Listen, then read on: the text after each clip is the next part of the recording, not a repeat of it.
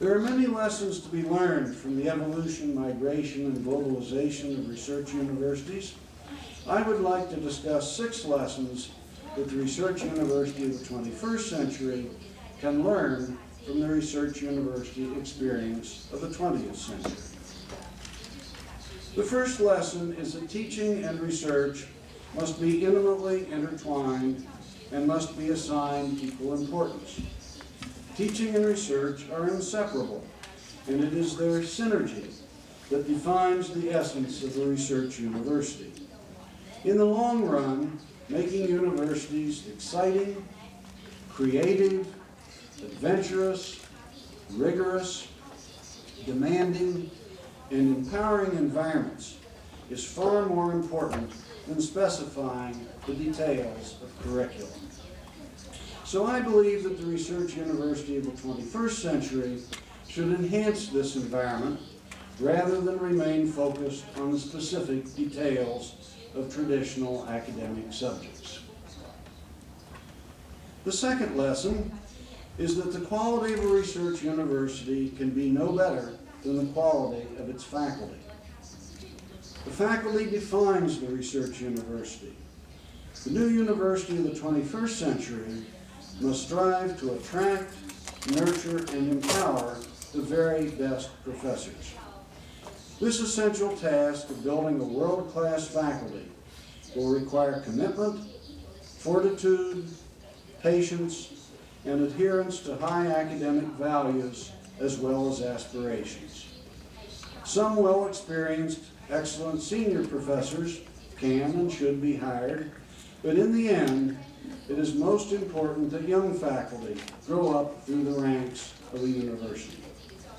So I believe that we must preserve the focus of universities on ensuring the excellence of their faculties, but the ways in which we think about and evaluate faculty excellence must change with the times. Lesson 3 is that science can flourish only in an open environment. Science languishes in closed environments. The free flow of people and ideas across institutional and political boundaries is essential to the functioning of a great university. The very process of conducting science requires that others challenge one's hypotheses, independently verify the results of experiments, and validate theoretical conclusions. Science cannot be done in isolation. And of course, interactions among scholars, scientists, and engineers who have diverse perspectives and varied experiences lead to creativity and innovation. Such interchange is the very essence of a research university. Maintaining an intellectually open environment requires a high degree of institutional autonomy and protection from political or ideological forces. So I believe that openness of universities all over the world, to people, to ideas, is a value that must be preserved and enhanced. It must be strengthened, not changed. Lesson 4 is that it is essential to give great freedom to new, young faculty members to study and teach what they believe is important. They should not function as research assistants to senior professors. The wisdom and perspective of senior scholars is very important, but most dramatic new insights and innovations come from brilliant young men and women. But with the great intellectual freedom comes equally great responsibility. Thus, faculty, even early in their careers, must always be held to the highest standards, especially through the evaluation and constructive criticism inherent in the peer review process. The freshness that comes from young faculty and from the continual flow of students to the institution is key to a great research university.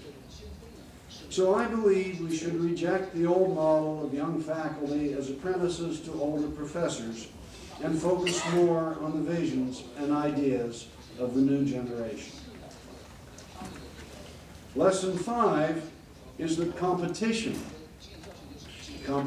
among universities to attract and retain the best faculty and students, and competition among professors and scholars and research groups in the free marketplace of ideas engenders excellence.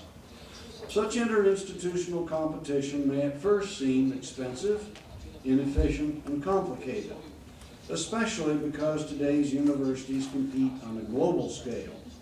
Nonetheless, competition drives improvement in research, teaching, educational policies, working environments, facilities, and most importantly, in people and ideas. Great professors attract great students, and great students attract great professors. In the case of this lesson, I see nothing to either preserve or to change. Rather, I believe the role of competition is a fact. But I will later note that cooperation also has a great value for the 21st century. Lesson 6 is that fundamental scholarship and research must exist on an equal plane with applied research and innovation. As we enter the 21st century, we are very aware that research universities create opportunity for nations and regions through the transfer of technology and innovation to the marketplace. Industrially relevant work is increasingly important, and an environment that is entrepreneurial also gives relevance to education.